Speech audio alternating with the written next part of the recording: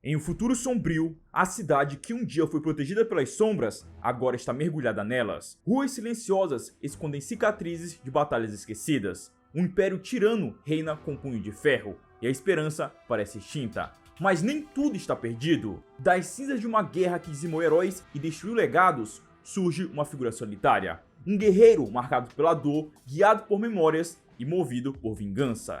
Sem mestre, sem irmãos, sem paz. Ele carrega em si os ecos de uma irmandade lendária, e com cada passo, cada golpe, ele honra o que foi perdido. Armado com o legado dos que se foram, ele desafia o que ainda oprime. Esta é a história de um sobrevivente. Esta é a lenda do último Ronin.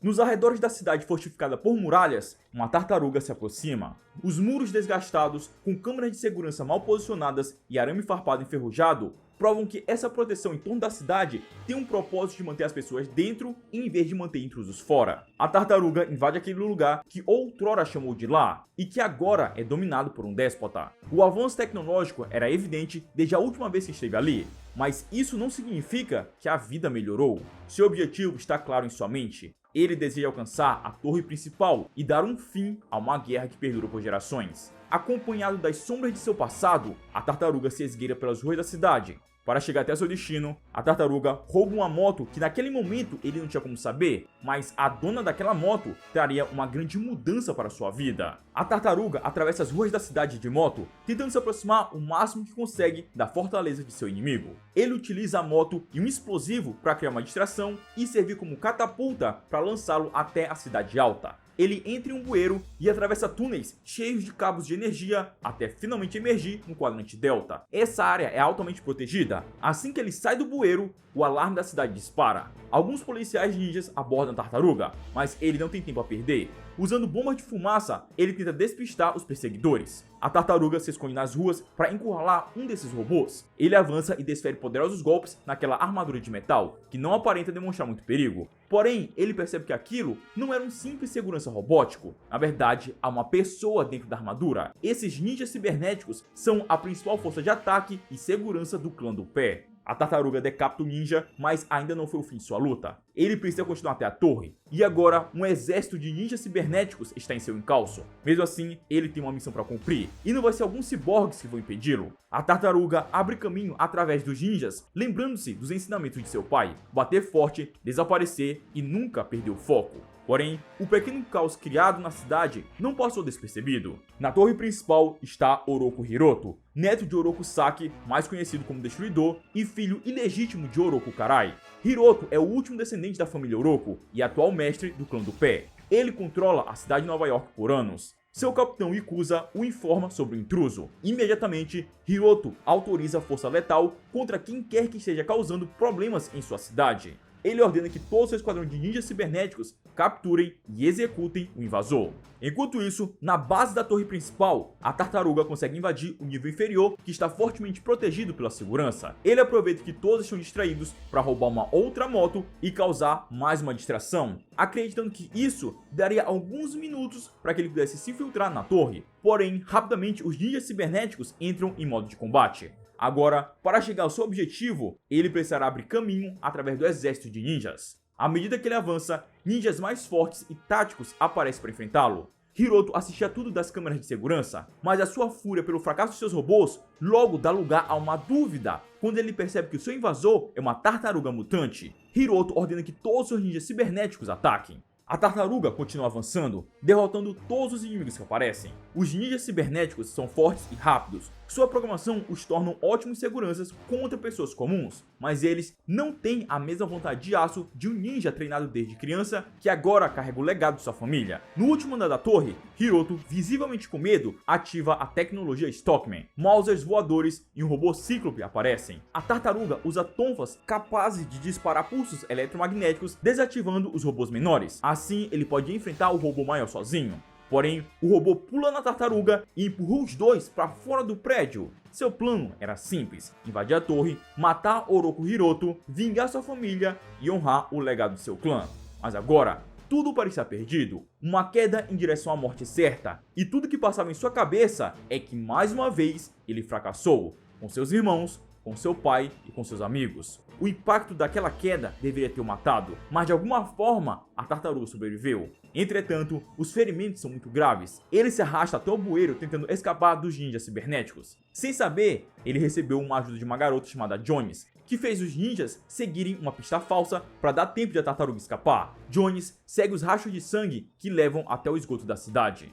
Enquanto isso, na torre principal, Hiroto acredita que foi vitorioso mais uma vez. Só que ele reflete como é possível uma tartaruga mutante estar ali buscando vingança, pois ele tinha certeza que todas haviam sido mortas décadas atrás. Ele se aproxima de uma câmara médica onde sua mãe Karai está sendo mantida para preservar seu corpo após os eventos da batalha no porto que deu início a uma guerra sem precedentes. O Capitão Ikusa aparece para informar que a tartaruga ainda vive. No esgoto, a tartaruga está completamente tomada pelos sentimentos de culpa e luto, não só por ter fracassado no que ele acreditava ser o seu destino, mas também porque durante anos teve uma falha atrás da outra, e quando ele finalmente acreditou que poderia recuperar a honra de sua família, ele falhou de novo. As sombras do passado tentam acalmá-lo, mas a tartaruga sabia que desde o começo essa era uma missão sem volta, e ele quer ter certeza de que não irá voltar. A saudade toma conta. Tudo que restou além das lembranças foram os legados, as armas e faixas de seus irmãos e o diário de seu pai. Ele pede perdão, não por ter fracassado, mas por ter sobrevivido todos esses anos. Ele decide realizar o seppuku e dar um fim de vez em sua existência miserável. Porém, quando estava prestes a realizar o ato, a perda de sangue começa a afetá-lo, fazendo desmaiar. Ao mesmo tempo, Jones aparece e finalmente percebe que aquilo era uma tartaruga ninja. De volta em casa, a tartaruga se vê ao lado de seus irmãos, mas aquilo era apenas um sonho. Essa reunião não poderia acontecer? Não ainda. O destino não foi cumprido. A tartaruga desperta em uma cama de um hospital improvisado, e para sua surpresa, diante de seus olhos estava uma amiga que ele acreditava que nunca mais veria novamente, April O'Neil, que dá boas-vindas a seu antigo companheiro, Michelangelo. Anos antes, na cidade de Nova York, April e Casey Jones estavam esperando pelas tartarugas para contar a grande novidade de seu noivado, ansiosos pela aprovação de todos. Porém, ambos começam a se preocupar com o atraso de seus amigos, algo que não costuma acontecer. De repente, um ensanguentado Rafael invade o apartamento. Desesperado, ele vai até a mesa de jantar e derruba tudo no chão para dar espaço. Logo em seguida, Donatello e Mike chegam carregando o Mestre Splinter, que está gravemente ferido. Eles colocam o Mestre na mesa e rapidamente seu sangue se espalha por todo lugar. As tartarugas explicam que foram emboscadas assim que saíram do esgoto por ninjas do clã do pé. Leonardo ficou para trás para se certificar que eles não fossem seguidos. Rafa começa a ser consumido pela raiva, disposto a eliminar cada membro do clã do pé. Léo chega avisando que conseguiu despistar os ninjas no metrô e acredita que eles estejam indo para as docas nesse momento.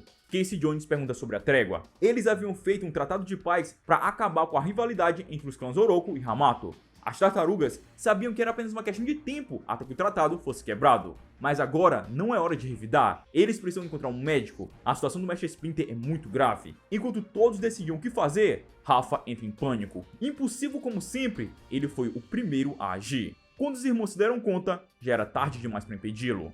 Rafa atravessa as ruas de Nova York, consumido pela raiva e com sede de vingança. Nada e nem ninguém irá pará-lo. Ele só deseja uma coisa: sangue.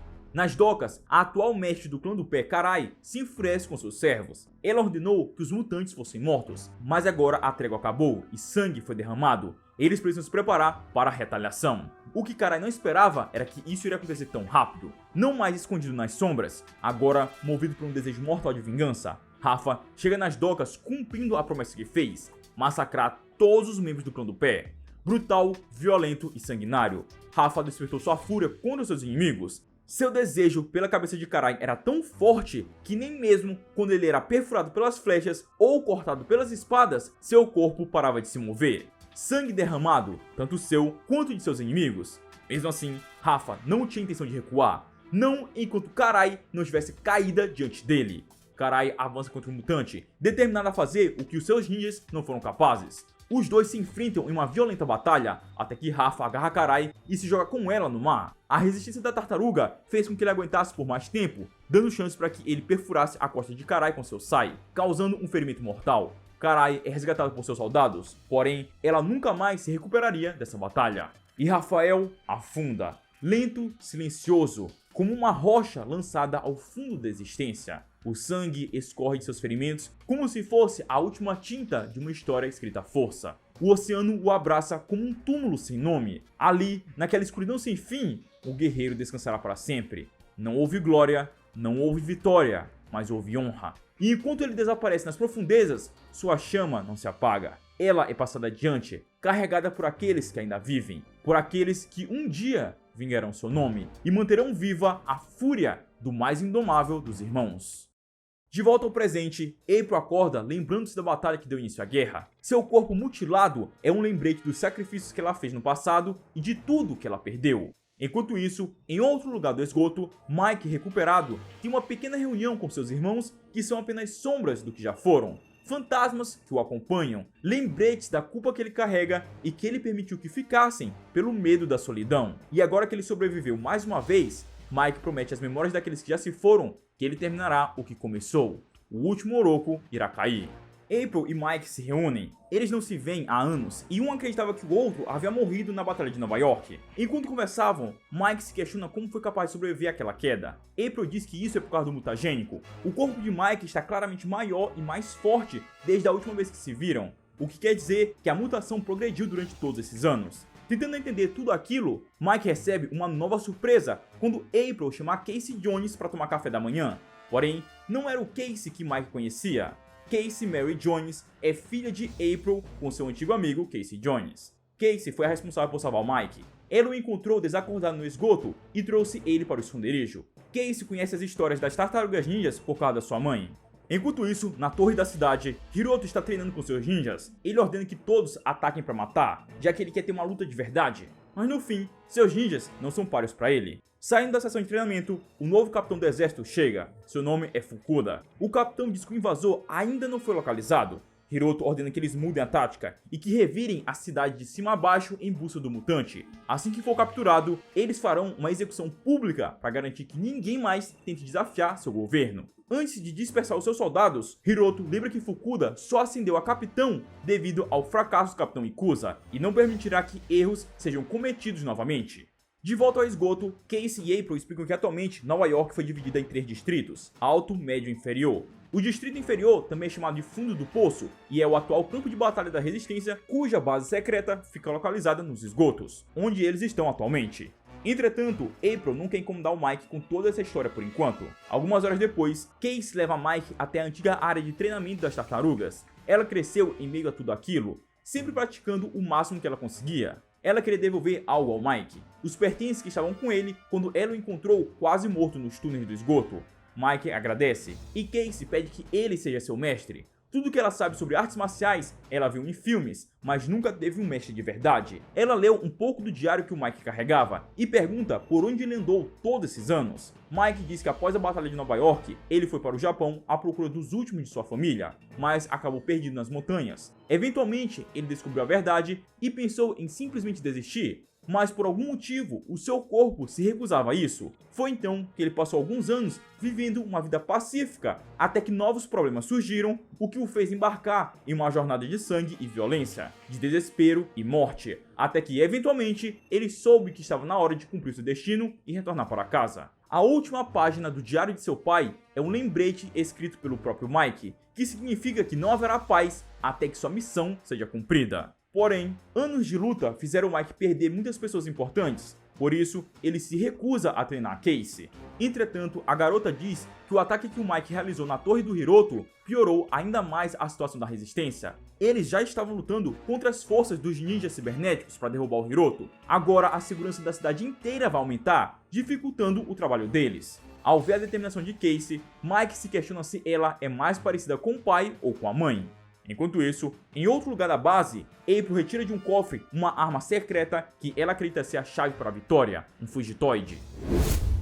Anos antes, no seu aniversário de 16 anos, Oroku Hiroto assumiu como chefe da família e líder do clã do Pé. Seu primeiro decreto foi selar um acordo de paz com seus principais inimigos. Ele pede que seus súditos enviem um convite para o Mestre Splinter e para o clã Hamato no Japão. Ele deseja se encontrar com eles para dar um fim nessa guerra de uma vez por todas. De volta ao presente, Hiroto está terminando os preparativos para o seu grande anúncio. Através de um holograma que pode ser visto por toda a cidade, Hiroto anuncia a caçada contra o invasor que ameaça perturbar a paz que ele acredita ter criado em Nova York. Por causa disso, ele irá punir com morte o invasor e qualquer um que esteja o ajudando. Hiroto declara que toda a cidade está sob lei marcial até que a criatura seja encontrada e executada. As ações de Hiroto rapidamente se transformam em um completo caos. Seus ninjas cibernéticos invadem as ruas, forçando a população com toque de recolher e violência extrema contra qualquer tipo de resistência, dando início a uma guerra civil.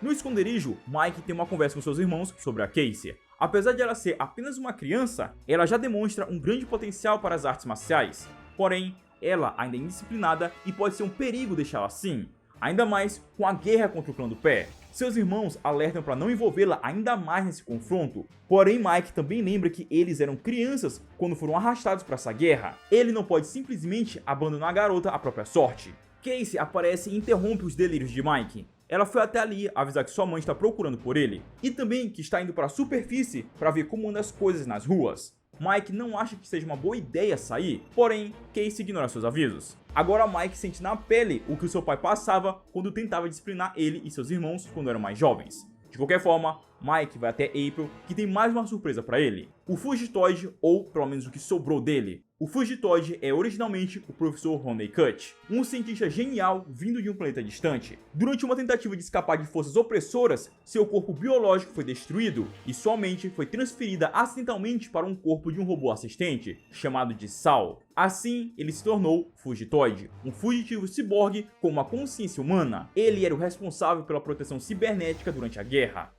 No passado, após a morte de Rafael e a queda de Karai, o clã do pé e as tartarugas ninjas entraram em um conflito interminável. A guerra se arrastou por mais tempo do que eles desejavam. Com o passar dos anos, as tartarugas, junto com o Mestre Splinter, April e Casey Jones, reuniram aliados e montaram uma grande resistência contra as forças inimigas. E um desses aliados era o Fugitoid. Até que um dia, Oroku Hiroto assumiu como chefe da família Oroku e propôs um tratado de paz para encerrar, de uma vez por todas, a guerra. Mestre Splinter foi convidado ao Japão para selar esse tratado, e Doni decidiu ir junto com seu pai para dar apoio. Eles não confiam em Hiroto por ele ser um Oroku, mas Splinter acredita que nem mesmo os inimigos aguentam mais continuar essa guerra. Os dois partem para o Japão para se unir com o clã Hamato na esperança de que Hiroto seja um homem honrado e que vá manter a promessa. Porém, um novo ataque estava sendo preparado por Baxter Stockman. O cientista, movido por sua ganância e desejo de controle, queria capturar o Honeycutt e usar sua tecnologia avançada para fins próprios. Aliado ao clã do pé, ele deu início à investida contra a resistência. O plano era simples e cirúrgico: invadir silenciosamente a base e sequestrar o Fugitoid sem deixar rastros. Mas quando o alarme foi acionado, Stockman decidiu liberar seus protótipos. Na base, ao detectar movimentação, Leo rapidamente assumiu o comando das linhas de defesa. Em outro setor, Casey, Mike, April e Honeycutt se reagruparam. Casey pediu que Mike conduzisse a April e o Fugitoid até um lugar seguro, enquanto ele seguiria para reforçar a frente ao lado de Leo. Porém, o inimigo que avançava não era composto pelos ninjas comuns. Esses eram diferentes, mais fortes, mais rápidos e mais resistentes. Eles eram ninjas cibernéticos, máquinas de combate programadas para matar. O caos tomou conta da base. Um dos invasores quase conseguiu capturar o Honeycutt, mas Michael impediu. A vitória momentânea teve um custo alto. A autodestruição do inimigo feriu gravemente o Fugitoid. Irritado com o rumo da missão, Stockman liberou sua arma final, um exército de Mausers marchando como uma avalanche de metal e destruição. A base tremia com cada passo das máquinas. A fuga já não parecia possível. Aqueles ninjas cibernéticos eram algo que jamais haviam enfrentado antes, e a quantidade de Mausers era absurda, impossível de conter. No fim, restaram apenas Leo e Casey Jones na linha de frente, enquanto Mike, April e o danificado Honeycutt tentavam escapar pelos túneis. Nesse momento, Leo já sabia. Ele entendeu o que aquilo significava. Sabia que não sairia dali, mas ainda assim manteve a calma e pediu um último favor ao seu irmão, que quando tudo aquilo terminasse, pedisse uma pizza para comemorar. Era uma promessa singela, quase infantil, mas que carregava o peso do adeus. E então, sem hesitar, Leonardo e Casey Jones avançaram contra o exército de máquinas. Em um ato desesperado, Honeycutt tentou proteger seus amigos, alertando Stockman que se autodestruiria caso ele não recuasse. Mas o vilão já havia tomado sua decisão. Se não poderia ter o Fugitoid, então ninguém teria. Com frieza, ele ativou a autodestruição de todos os seus Mausers. Uma grande explosão consumiu tudo: a base, a esperança, a resistência. A pizza nunca aconteceu. Tudo que restou foram destroços, uma máscara de rock carbonizada e uma espada cravada entre as cinzas. A queda da base não foi apenas uma derrota estratégica, foi o fim de uma era. O sacrifício de Leonardo marcou o encerramento de uma luta que durou a vida inteira. Mas, mesmo em meio à destruição, o seu legado continuaria. Pois enquanto restasse um irmão em pé, um gesto de coragem ou uma lembrança do que é justo, Leonardo jamais estaria verdadeiramente morto. De volta ao presente, Casey sai do metrô e encontra sua gangue nas ruas da cidade apenas para confirmar o que ela já sabia. A lei marcial criou um caos na cidade, violência tomou conta das ruas, e a comunicação entre os grupos da resistência espalhados pelos outros distritos ficou ainda mais limitada, o que dificulta um plano de contra-ataque. Casey ordena que seu grupo se divida para despistar os soldados e tentar entrar em contato com o resto da equipe. O reencontro será nos esgotos. Enquanto isso, na base, April está fazendo alguns exames no Mike para verificar como anda o seu nível de mutação. Mike pergunta se Honeycutt ainda pode ser reativado, e April confirma que sim, porém, ela acredita que no passado, durante a batalha em Nova York, Stockman conseguiu rastrear a base deles através do Honeycutt. Por isso, se ela ativar o Fugitoid novamente, pode ser que o vilão localize eles de novo. Mike pergunta como April conseguiu sobreviver à explosão da base. Ela diz que tudo foi muito confuso. Ela só se lembra de acordar no hospital semanas depois, sem um braço e uma perna e ainda por cima grávida. Ela ficou meses em recuperação tanto física quanto psicológica. E ao longo desses meses, ela acreditou que havia perdido tudo quando as notícias do jornal começaram a anunciar a tomada do poder de Nova York pelo Hiroto e o clã do Pé. Foi nessa época que começou também a construção do muro em volta da cidade para proteger do aumento do nível do mar. Quando recebeu alta do hospital, tudo que April tinha era um braço e perna mecânicos, uma bebê e as lembranças de seus amigos. Com a crescente onda de violência nas ruas da cidade, April foi para os esgotos, onde passou a viver até então. Ela conseguiu recuperar o Fugitoid graças a alguns outros remanescentes da resistência na época, que hoje também já estão mortos ou espalhados por outras bases na cidade. April pergunta o que aconteceu com Mike. Ela diz que Casey contou para ela sobre a viagem até o Japão, mas April gostaria de saber como ele chegou até lá. Mike diz que após a explosão, ele ficou inconsciente por alguns dias. Quando acordou, já não restava mais nada, apenas as cinzas da batalha. Ele retornou para o esgoto e tentou entrar em contato com Donnie e o Mestre Splinter, porém não obteve nenhuma resposta. Foi então que ele decidiu ir para o Japão. Os dois eram tudo o que restava para ele. Desesperado e amedrontado, Mike não sabia mais o que fazer. Ele havia perdido muito naquela explosão e precisava se agarrar em um último suspiro de esperança. April disse que também sentiu a mesma coisa quando sobreviveu à explosão e demorou anos até que pudesse aceitar que nada daquilo foi sua culpa. Ela revela que descobriu uma forma de derrotar o Hiroto e para isso eles vão usar o Honeycutt. Nesse momento, Casey e sua gangue chegam no esconderijo dizendo que eles precisam se apressar. O fundo do poço virou um verdadeiro inferno. Se não agirem logo, não haverá mais nada para salvar. Enquanto isso, no alto da cidade, Hiroto começa a ser afetado pelos eventos recentes. Durante anos, ele manteve tudo sob controle, e agora parece que uma simples interferência, um erro que ele deixou escapar no passado, está ameaçando destruir tudo o que ele construiu. Ele acredita ser um deus para esse mundo, um ser imortal, atormentado pelo abandono de sua própria família. Ele conquistou aquilo que seu avô e sua mãe jamais conseguiram, e ele pretende continuar governando essa cidade para sempre. Hiroto está visivelmente transtornado.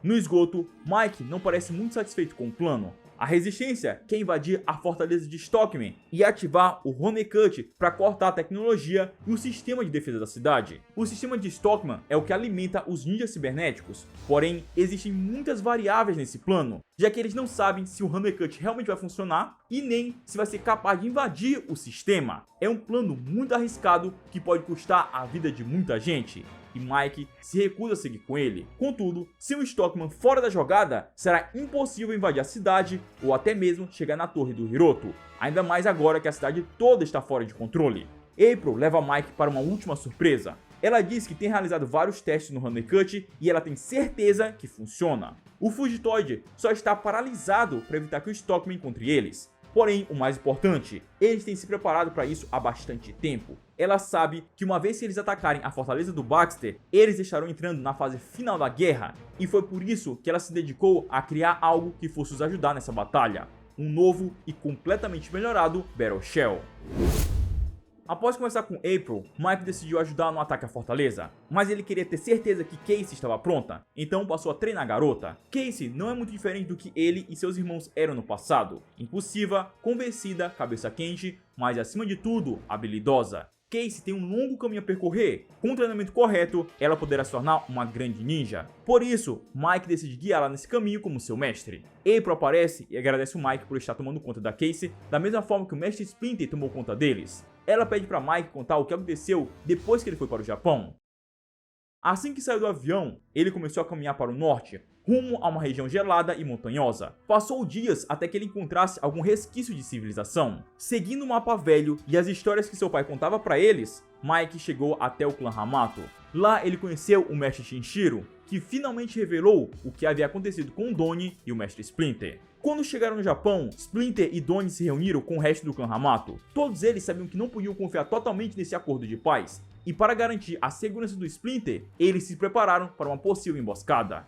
Na manhã seguinte, reuniram-se sob o frio cortante diante dos emissários de Oroco. Hara, o embaixador do clã do pé, usou palavras doces como veneno, justificando a ausência de seu mestre com promessas de um banquete em celebração. Mas Splinter não aceitou. Nenhum acordo seria feito sem que Oroco Hiroto estivesse presente. A tensão aumentava rapidamente, até que no horizonte, entre a neblina e a neve, o verdadeiro inimigo surgiu. Hiroto, arrogante, impiedoso e desonrado, pronto para terminar o que seu avô começou. Não havia mais máscara de paz, somente guerra. Splinter foi o primeiro a agir, cortou a cabeça dos emissários com um só golpe e encarou a morte de frente. Era uma emboscada. Ninjas surgiram de todos os lados, das sombras e da neve. Donnie, Splinter e Shinshiro se viram cercados, mas não vacilaram. Lutaram com a precisão de mestres e a fúria de uma linhagem perdida. O branco da neve logo se misturou ao vermelho do sangue, e o chão tornou-se altar de sacrifício. Os inimigos vinham em ondas, fracos, mas infinitos. Cada golpe de Donnie era uma nota de despedida, cada defesa do Splinter era um ensinamento final. Hiroto, impaciente, deixou sua arrogância conduzi-lo até o campo de batalha, e Splinter, mesmo ferido, provocou o inimigo ao ponto de fazê-lo abandonar sua vantagem. Era a oportunidade perfeita. Shinshiro e Donnie sabiam que a retirada era o movimento certo. Arqueiros já se alinhavam no horizonte, preparando o céu para se tornar lâmina. Mas Splinter não fugiria, não dessa vez. Ele lançou sua espada e ela encontrou o ombro do inimigo. Uma tempestade de flechas caiu dos céus como um castigo divino. Reforços do clã Hamato emergiram das colinas. Gritos de guerra ecoaram no vento, e o que era neve tornou-se lama e sangue. Quando a última flecha caiu, o silêncio foi ensurdecedor. As espadas cessaram. O vento soprou entre os corpos imóveis, e ali, entre o gelo e a dor, restaram apenas memórias. Splinter e Donnie já não estavam mais entre eles, mas também nunca partiriam, porque há pessoas, criaturas, professores, guerreiros, heróis e lendas. O mestre Splinter foi tudo isso. Após Shinshiro terminar de contar o que aconteceu, Mike percebeu que havia perdido tudo: Léo, Rafa, Donnie e seu pai. Ele recuperou o bastão Bo de seu irmão e o diário de seu pai. Mestre Shinshiro ofereceu um lugar para ele no clã Hamato, mas Mike recusou. Ele partiu sozinho para as montanhas, sem rumo, sem direção, sem esperança. Daquele dia em diante, ele se tornaria um Ronin. De volta ao presente, Mike questiona April se há algo diferente com a Casey. Ele percebeu quando treinava ela e imagina que April inoculou a garota com mutagênico, mas April diz que não foi isso que aconteceu. A verdade é que a exposição prolongada às tartarugas infectaram todos à sua volta, e o DNA mutagênico foi passado para a Casey durante a gestação. Na época, ninguém sabia disso. Com o passar dos anos, a pequena Casey foi demonstrando uma força, velocidade e habilidade de regeneração acima do normal. Com as amostras de sangue que ela coletou do Mike, April pôde confirmar sua teoria, mas ainda não revelou para Casey, e ela pede que Mike também não conte nada por enquanto, e ele concorda. Algum tempo depois, começou o planejamento para a invasão na fortaleza, que fica localizada na Ilha Roosevelt. Primeiro, eles vão invadir por terra, destruindo os portões. Apesar do Stockman trabalhar com Hiroto, eles não são necessariamente aliados, por isso Stockman não vai chamar por ajuda. Além disso, Stockman é confiante e não acredita que alguém seria capaz de passar por suas defesas, e isso dará vantagem para a resistência. Assim que a invasão for realizada e as torres de guardas forem tomadas, começará a segunda parte do plano. A investida aérea dará apoio para todas as frentes de batalha. Eles também serão responsáveis por atacar a rede elétrica da fortaleza. Com tudo neutralizado, April avançará com Battle Shell, indo direto para o gerador principal. Eles usarão para reativar o Honeycutt, que acessará o sistema do Stockman, tomando controle total do lugar. Quando chegam na ilha, o plano quase funciona, exceto pelas linhas de defesa aprimoradas da fortaleza, a comunicação falhando entre os grupos de ataque e as torres de guarda que impedem ele de se aproximar. Mike lidera o ataque, tentando evitar o máximo de baixas possíveis. Enquanto isso, dentro da fortaleza, o alerta de intrusos não assusta Stockman, que acredita que são apenas coletores de sucata. A única parte do plano da resistência que realmente funcionou foi a autoconfiança do Stockman, que o impediria de levar essa invasão a sério, o que daria uma vantagem tática para eles. Mike e Casey atravessam a primeira linha de defesa dos robôs. Logo atrás deles, a resistência os acompanhava, até que se aproximam dos muros. Como eles perderam a comunicação com os outros grupos de ataque, Mike decide seguir com o plano B, tentar derrubar as torres e destruir os portões secundários que possuem menos resistência. O maior problema está sendo as torres. Enquanto elas estiverem de pé, a equipe aérea não vai conseguir se aproximar. Por isso, Mike ordena Casey liderar o ataque por terra enquanto ele vai para as torres. À medida que a resistência se aproximava, Mike corria pelas torres de guarda, destruindo as armas e permitindo que a primeira parte do plano fosse concluída. Dentro da fortaleza, Stockman finalmente percebe que esse ataque não está sendo causado por meros coletores de sucata. Por isso, ele ordena que seus Mausers sejam ativados. Na cidade, o Capitão Fukuda avisa Hiroto sobre o ataque na Ilha Roosevelt. A princípio, Hiroto não se importa, mas como ele ainda faz uso da tecnologia do Stockman, ele ordena que o grupo de soldados sejam enviados até lá para garantir que o Stockman sobreviva.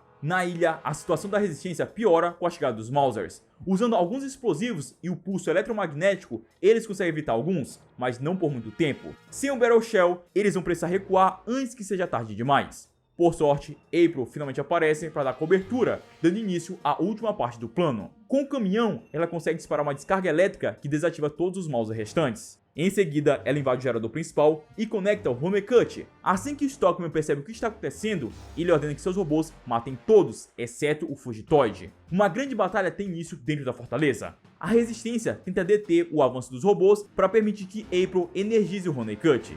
Stockman em pessoa busca o Fugitoid. Dessa vez, April se certifica de se vingar pela morte de seu marido e seus amigos. Ela acerta um soco em Stockman, mas o vilão consegue tirar a April de seu caminho. Ele captura o Honeycutt, acreditando que a vitória era sua. Só que o Fugitoid é ativado e ele também se vinga pelo que aconteceu no passado, descarregando uma grande energia diretamente no corpo de Stockman, desintegrando o inimigo. A cabeça do Honeycutt se separa em nanobytes que se espalham por todo o sistema do Stockman, desativando tudo. Imediatamente, isso afeta a cidade. Todos os ninjas cibernéticos são desligados e uma rebelião tem início. Hiroto manda seus soldados para as ruas e ordena que encontrem Stockman o quanto antes. Mesmo na distante ilha, a resistência consegue ver as consequências de seus atos. A cidade está em alerta total e a guerra final se aproxima. Sem as defesas, sem os ninjas cibernéticos, tudo que eles precisam fazer é invadir a torre principal e derrotar o Hiroto.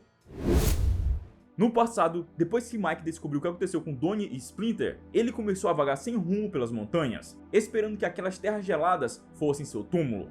Porém, para sua surpresa, seu corpo se recusava a desistir. Quando a primavera chegou, ele decidiu que se não podia morrer, ao menos podia sobreviver. A Terra lhe deu tudo o que precisava para isso. A solidão proporcionou longas horas de meditação e estudos do diário do Mestre Splinter.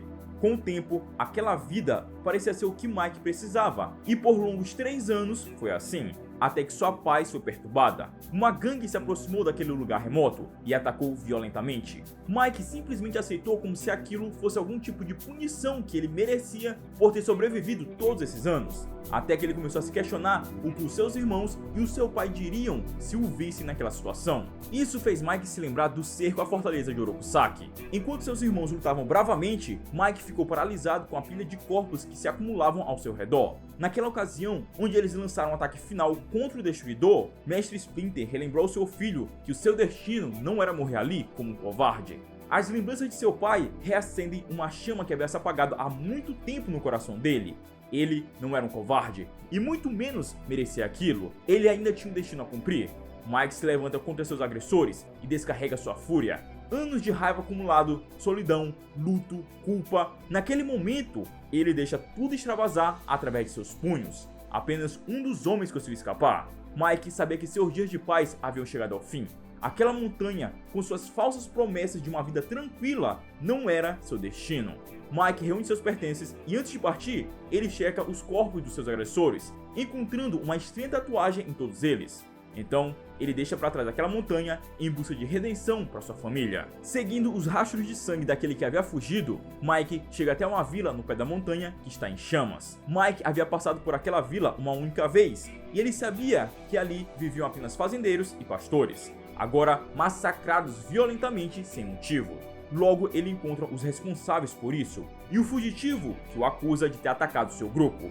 Mais uma vez, tomado pela raiva, Mike avança, com a certeza de que ninguém sairá vivo dali. Mike percebe que há uma calmaria em sua fúria. É como se ele pudesse ver cada ação de seus inimigos, mas anos de meditação enfraqueceram seu corpo. 2 lutas em um único dia parecem ser demais agora. Seus pulmões queimam, seus músculos doem, mas ao lembrar de todos aqueles aldeões mortos, ele encontra um novo fôlego para acabar com esses covardes até que nenhum esteja de pé. Um aldeão ferido sai de uma das cabanas em chamas. Mike o ajuda. O homem diz que esses soldados pertencem à gangue de Olgoi Korkoi, também conhecido como o Verme da Morte, um ser cruel e temido por todos. O aldeão diz que Mike deve partir. Logo, mais soldados aparecerão. O exército do Verme da Morte é muito grande para qualquer um desafiá-lo. Então, o homem morre. Mike se vê novamente sozinho, sem ter conseguido salvar ninguém, até que uma voz questiona se ele ficará sentado chorando o dia todo. Ao se virar, Mike fica chocado ao ver a fúria de seus irmãos que haviam caído em batalhas. Deixando o vilarejo para trás, Mike decidiu fugir para que pudesse se preparar para enfrentar o Verme da Morte. Porém, seus dias de fuga se tornaram semanas, e então meses e anos. Acompanhado pelas sombras do passado, ele passou a viver como um andarilho, sem rumo certo, sem um objetivo claro em mente. Mas pelo menos ele tinha a companhia de seus irmãos de novo. Mike sabia que aquilo não era real. Provavelmente sua mente estava criando um mecanismo de defesa para poder lidar com o luto, a perda e a culpa. Mas naquela época, Mike se sentia tão sozinho que ele apenas permitiu que seus irmãos continuassem ao seu lado como nos velhos tempos. Em algum momento de sua caminhada, Mike chegou ao extremo sul de Hokkaido. Já haviam se passado 3 anos desde que ele deixou aquela vila em chamas. Ele atravessou o mar a nado e continuou sua caminhada, dormindo durante o dia e vagando sem rumo durante a noite. Essa vida não mudaria até ele chegar no Monumento da Lembrança em Akita. Seus irmãos começam a questionar o real objetivo de Mike. Desde que saíram de Hokkaido, não apareceu nenhum capanga do Verme da Morte, o que quer dizer que provavelmente ninguém está seguindo ele. Mike se irrita com as palavras de seus irmãos. Mesmo não estando ali de verdade, os 3 ainda querem dar ordens para o Mike. Ele acusa o Rafa de ser o culpado por tudo que aconteceu. Afinal, foram suas ações impulsivas de ter ido atrás de Akarai que deu início à queda do clã Hamato e, consequentemente, à morte de seus irmãos, incluindo a do próprio Rafa. Seus irmãos o fazem perceber que aquela guerra era inevitável. Rafa pode ter sido responsável por ter iniciado, mas como o Mestre Splinter sempre disse a eles, a batalha só termina quando o último Oroco estiver morto. Léo lembra que apesar de tudo que aconteceu, Mike ainda está vivo, assim como Hiroto. Ele precisa terminar o que os seus irmãos começaram. Mike finalmente entende qual é o seu destino. Por isso, ele precisa voltar para Nova York, seja para resistir ou cair. Mike retoma sua jornada, dessa vez com um objetivo claro em mente: vingança. Seus irmãos continuam o acompanhando. Rafa reclamando sobre a longa caminhada, Donnie propondo soluções para chegar até o destino correto e Léo aconselhando sobre os treinos. Para Mike, aquilo era como ter seus irmãos de verdade ao seu lado. Em Sakai Minato, Mike pega uma balsa. Geralmente ele passava seus dias dormindo e à noite acordado, até que ele decidiu ir para o convés antes do pôr do sol, antes dos passageiros acordarem. Um pequeno descuido que custaria caro. Alguns homens aparecem procurando confusão. Esses homens pertencem à gangue do Verme da Morte, que reconhece a criatura verde. Agora que seu disfarce foi descoberto, Mike sabe que não poderá ficar mais na balsa. Ele ataca e mata os bandidos. Em seguida, ele pula no mar. É apenas uma questão de tempo até que mais homens do Verme da Morte apareçam ali. Então no momento é melhor fugir. Mike nada por horas até chegar em terra firme. Exausto, ele vê um homem se aproximar pouco antes de desmaiar. Após alguns dias, Mike recobra a consciência. O homem que o ajudou é chamado de Mestre Ip do clã Hamato. Ip diz que Mike deve descansar, pois os dois têm um longo trabalho pela frente. Após se recuperar totalmente, Mike começa seu treinamento sob a tutela do Mestre Ip. Primeiro, o Sojido, o caminho da limpeza, que tem o objetivo de ensinar disciplina e humildade, além de preparar o espírito para o aprendizado.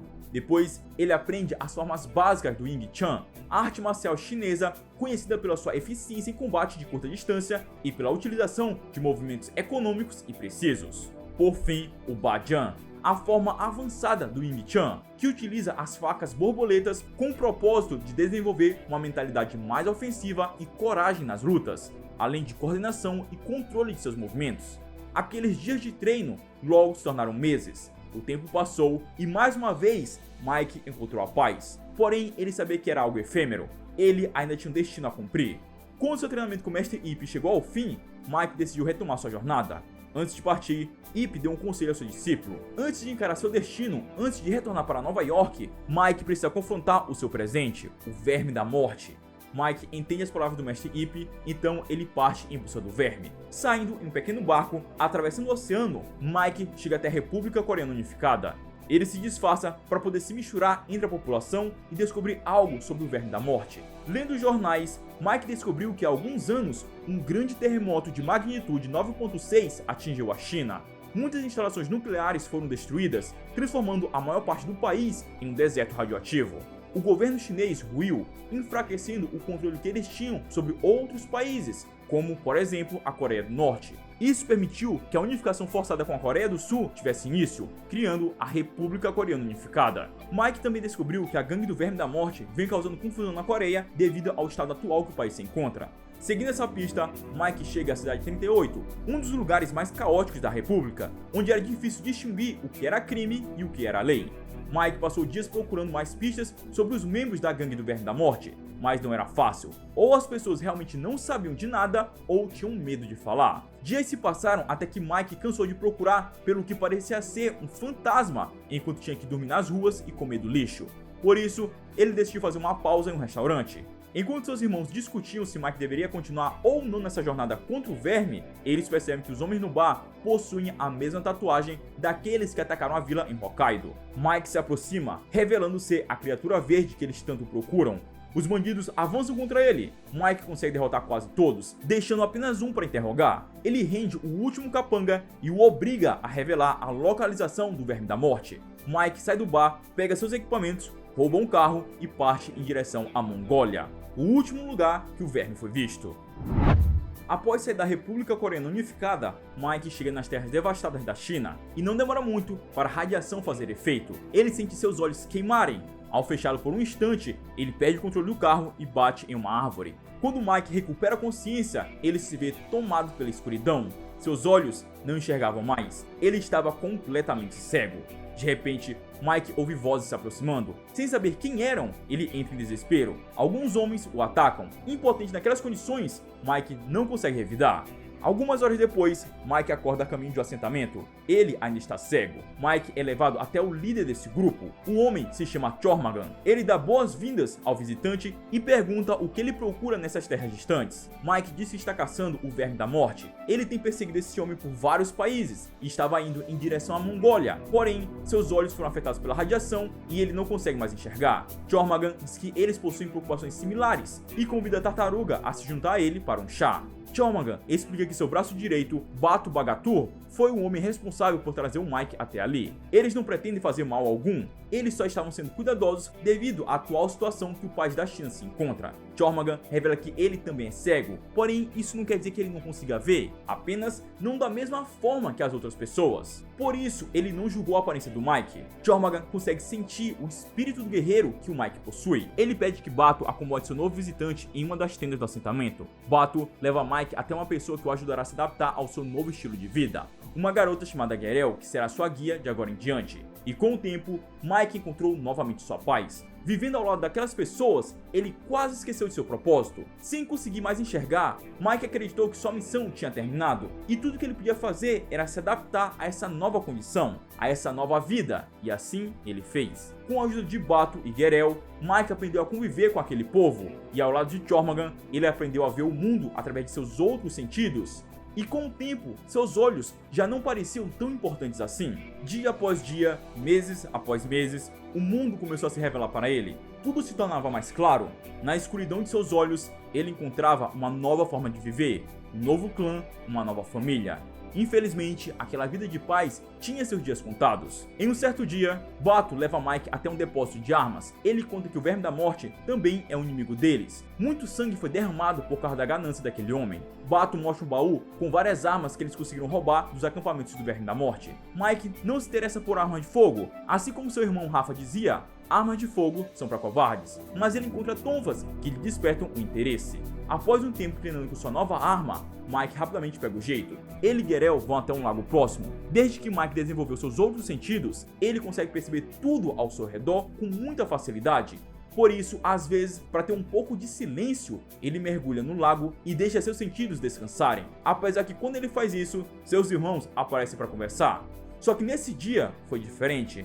Não muito tempo depois de mergulhar, o momento de silêncio é cortado pelo som de tiros vindo da superfície. Mike emerge do lago apenas para ver uma cena que ele já estava acostumado, mas que havia esquecido. Caos e desespero, sangue e morte. Mike vê a pequena Guerrero ser baleada na sua frente. Ele corre para tentar ajudá-la. Os membros da gangue do Verme da Morte se unem para atacá-lo. Mike violentamente mata todos que aparecem em sua frente sem nenhuma piedade, se certificando que nenhum desses bandidos escapem com vida. Porém, em um momento de descuido, Mike é atingido por tasers. Com todos os seus sentidos aprimorados por causa do treinamento com Jormungand, aqueles tasers o afetam mais do que normalmente afetaria. Quando a onda de choque cessa, Mike percebe que seus olhos voltaram ao normal apenas para fazê-lo testemunhar aquela cena novamente. A sua família morta diante de seus olhos. Durante anos de sua vida, Mike sempre esteve muito atrasado. Muito atrasado para ajudar seus irmãos, muito atrasado para ajudar seu pai, seus amigos, e agora ele esteve muito atrasado para ajudar sua pequena irmãzinha de coração. Era como uma maldição. Para que ele sobreviva, todos aqueles ao seu redor têm que morrer, até que seu destino seja cumprido. Após ser capturado pela gangue do Verme, Mike foi aprisionado em um caminhão e arrastado para Deus sabe onde. Durante todo esse trajeto, tudo que ele tinha era a companhia das sombras do passado, lembrando ele constantemente de suas falhas, de seu fracasso, de sua culpa. Após um tempo que ele não era capaz de dizer, Mike chega ao seu destino. Uma base militar dos Vermes na Ucrânia, comandados por Abigail Finn. Ele escraviza homens e mutantes e os coloca para lutar em arenas da morte. Após um microchip explosivo ser colocado em seu pescoço, Mike é levado para a área dos mutantes. Depois de tudo que aconteceu, ele estava fraco e cansado. Ao lado da área dos mutantes, dividido por uma grade de aço, está a área dos homens. Um homem chamado Shaka se aproxima e diz que demonstrar fraqueza naquele lugar é um convite para a morte. Shaka diz que Mike só tem duas escolhas: sentar e chorar ou levantar e lutar. Mike e Shaka logo se tornam amigos. Shaka explica como tudo funciona, a divisão das áreas, as lutas nas arenas, onde humanos lutam contra humanos e mutantes lutam contra mutantes. O objetivo é que sobre apenas um de cada lado. O vitorioso conquistará sua liberdade. Shaka conta que no passado ele era um lutador de MMA da África do Sul, até que um dia ele foi sequestrado pelos vermes e levado para a arena. Naquela época, ele tentou procurar uma forma de escapar, até descobrir para que os microchips serviam. Lutar na arena é a única maneira de conquistar a liberdade, e foi o que ele tem feito desde então. Com o passar do tempo, Mike seguiu pelo caminho que parecia ser inevitável. Ele lutou na arena e venceu, e entre uma batalha e outra, fortaleceu ainda mais os laços com Shaka, seu irmão, não de sangue, mas de guerra, dor e esperança. Durante 2 longos e impiedosos anos, Mike sobreviveu ao espetáculo cruel daquele circo gladiador. Ele fez o que era preciso, matou quando precisou matar, resistiu quando o corpo queria cair, tudo por uma promessa, tudo por um destino que insistia em arrastá-lo pela lama da violência. Mas a maldição do sobrevivente ainda o acompanhava, implacável. Um a um, homens e mutantes tombaram, até que restasse apenas um de cada lado. E mais uma vez, Mike se viu diante do pesadelo que já não suportava revisitar, o sacrifício de um amigo para que ele pudesse continuar. Shaka, o único que lhe estendeu a mão em meio ao inferno. Ambos sabiam que não havia saída. O espetáculo exigia sangue. Apenas um poderia deixar aquela arena com vida.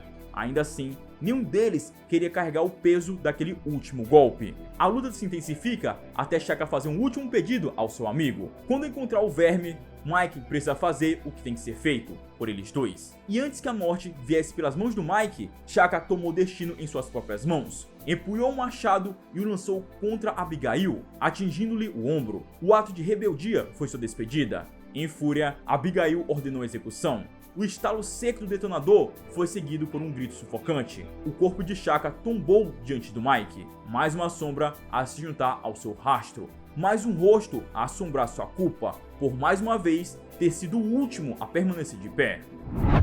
A fúria logo toma conta da arena, tanto dos espectadores que esperavam uma batalha até a morte, quanto do próprio Mike, que se recusa a aceitar aquele destino. Para evitar uma rebelião, Abigail ordena que seus homens contenham a tartaruga. Mike pretende continuar lutando até a morte, porém ele é atingido por vários tasers que o nocauteiam. Enquanto estava inconsciente, Mike era atormentado pelos seus irmãos, que estavam constantemente ali para lembrar de seus fracassos, das promessas não cumpridas e daqueles que morreram por sua causa. Cansado e irritado, Mike se enfurece com seus irmãos. Não há honra, não há disciplina, não há promessas. Tudo que existe é apenas vingança, e é o que ele está disposto a cumprir. De repente, Mike acorda em um consultório médico. Ainda atordoado com tudo, ele ataca o doutor. Porém, Abigail pede que ele tenha calma. Tudo que eles estão fazendo é mantendo a promessa que fizeram ao vencedor da arena, liberdade. O médico irá remover o microchip para que o Mike vá embora. Eles também devolvem todos os seus pertences, armas e roupas que o Mike carregava antes de ser capturado. Mesmo sendo parte da gangue do verme, esse grupo em particular tem honra. Mike rende Abigail e obriga ela a dizer onde está o verme da morte. Ela diz que o último contato que fizeram foi para uma entrega na Itália. Provavelmente é onde Mike encontrará o seu alvo. Mike parte, deixando para trás aqueles anos de batalhas intermináveis, apenas para entrar em mais uma.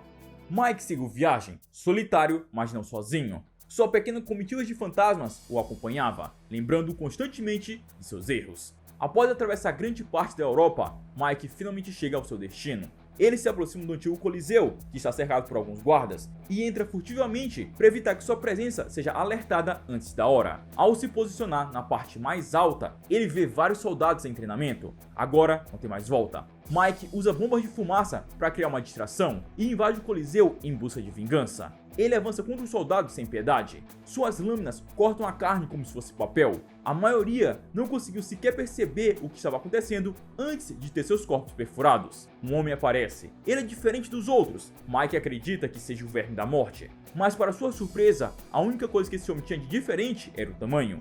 Ele é tão fraco quanto todos os soldados, e Mike perfura sua cabeça com um sai. Mike é atacado por trás, dessa vez pelo verdadeiro líder da gangue, o Goi Korkoi, mais conhecido como o Verme da Morte. Ele é um homem habilidoso, seus ataques são fortes e precisos, rapidamente deixando Mike ferido. O Verme pergunta a razão do mutante ter ido até ali, e Mike diz que isso é vingança, pelo Shaka, por Gerel e também pelo vilarejo em Hokkaido. Isso faz o Verme lembrar que há muitos anos, alguns de seus homens informaram sobre uma criatura verde que os atacou, mas o próprio Verme sequer deu importância a isso, e ele acha engraçado que alguém esteja buscando vingança por algo que ele mal se lembra. Mesmo assim, Mike está ali para acabar com isso. A luta continua. Mike fica na desvantagem por um tempo, até que ele consegue uma abertura para contra-atacar. Ele puxa suas tonfas e usa a energia delas para queimar o rosto do Verme, finalmente acabando com ele. O Goi Korkoi cai morto diante dos poucos soldados que restavam e que fugiram com medo. A vingança foi concluída. Mike pega um casaco no chão que pertencia a um dos soldados e parte do Coliseu. Sua missão naquele lugar havia terminado, mas ele ainda tinha um assunto pendente. Mike embarca no primeiro navio em direção a Nova York, em direção ao seu destino. É hora de ir para casa para sua última caçada. De volta ao presente, Mike estava se lembrando do passado, dos anos perdidos que esteve vagando sozinho pelo mundo. As sombras de seus irmãos questionam quanto tempo mais ele ficará ali. A defesa da cidade caiu. Esse é o momento perfeito para atacar antes que Hiroto possa se reerguer de alguma forma. Mike se irrita, pois sabe que não pode mais fracassar. Não é só a vida dele que está em jogo. April, Casey e o resto da resistência também lutarão em uma batalha que não deveria pertencer a eles. Seus irmãos começam a atormentá-lo, até que finalmente ele consegue silenciá-los. Antes de partir, ele escreve um último recado no diário de seu pai, uma última lição. Então, ele deixa o esconderijo. Nas ruas caóticas da cidade, a resistência entra em ação. Eles estão tentando estabelecer comunicação com os outros grupos para traçar um novo plano. Um dos homens diz a Casey que a falta de energia está causando alagamento nos esgotos, justamente onde fica a base deles.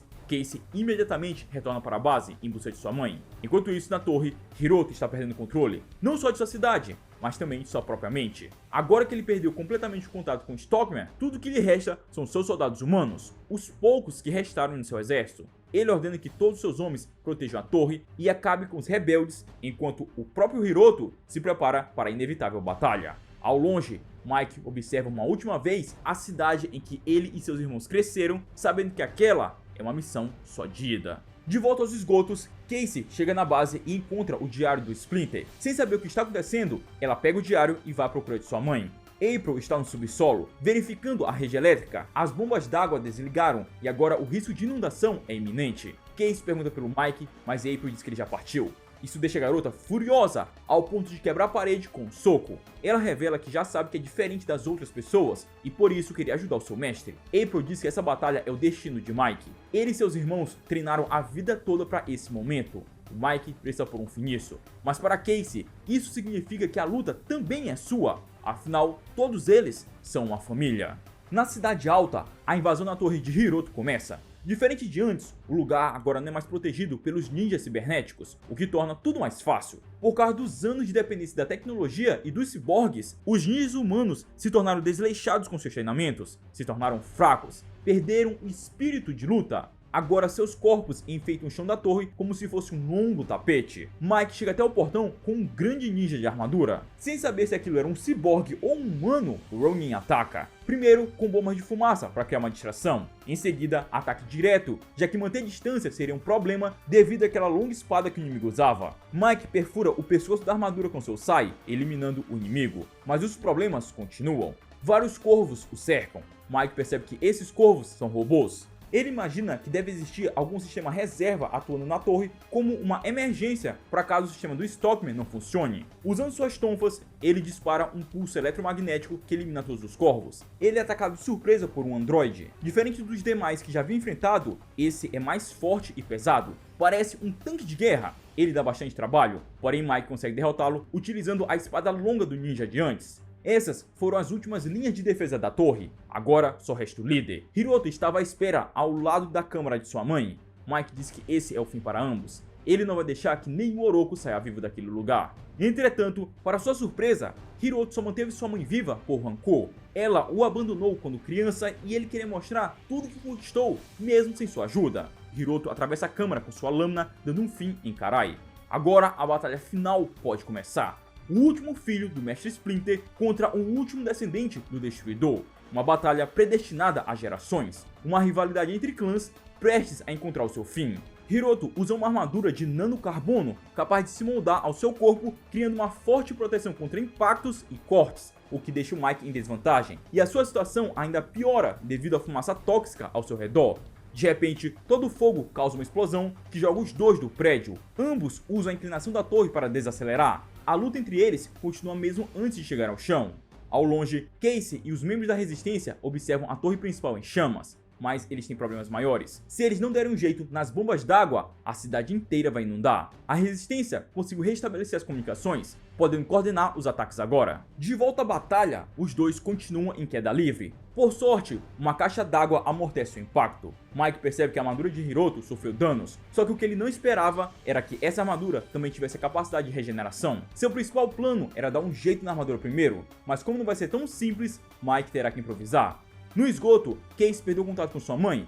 Um dos rebeldes dá a ela um rádio. Ela ordena que seus homens evacuem as pessoas na superfície, enquanto ela vai até as bombas à procura de April. Mike percebe que sua situação está piorando. Hiroto está mantendo pressão. Se continuar assim, a perda de sangue e o cansaço logo consumirão a tartaruga. Por isso, se ele quiser vencer, ele terá que criar um ponto fraco nessa armadura de Hiroto. Ele utiliza explosivos para danificar a armadura e ataca o corpo de Hiroto antes que a armadura se regenere. Mesmo sendo pouco dano, já é um começo. De repente, a torre principal explode completamente, criando a distração que Mike precisava. Ele acerta Hiroto com uma barra de ferro, jogando o inimigo nas ruas da cidade.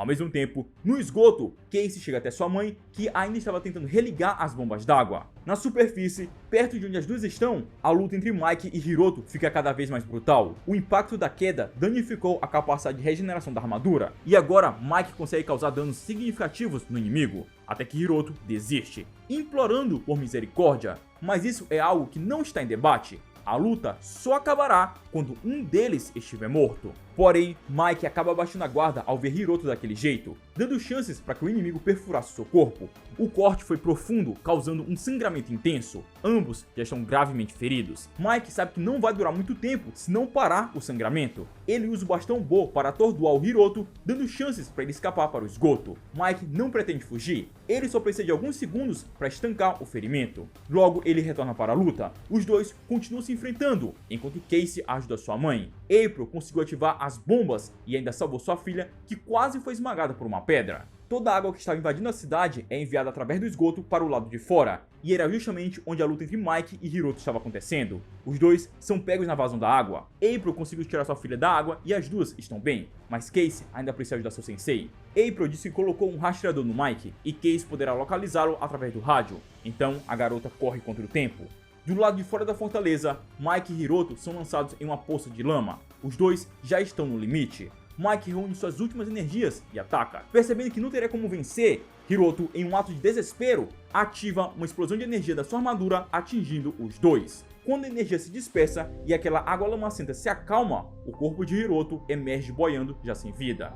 Mike resiste por um tempo, o suficiente para chegar até a Terra. Casey aparece logo em seguida, mas já era tarde demais. Os ferimentos foram muito graves, nem mesmo Mike poderia resistir.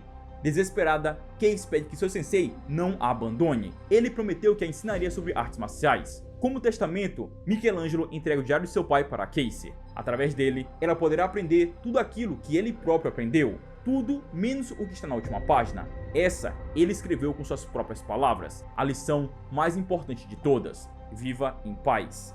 April chega logo depois, mas não há tempo de se despedir de seu amigo. Por muitos anos, Michelangelo esteve sozinho, vagando pelo mundo, assombrado pelo passado, pela culpa, por acreditar que não merecia viver, movido apenas pelo senso de dever, pelo sentimento de que precisava cumprir o seu destino, honrar sua família que se sacrificou por ele.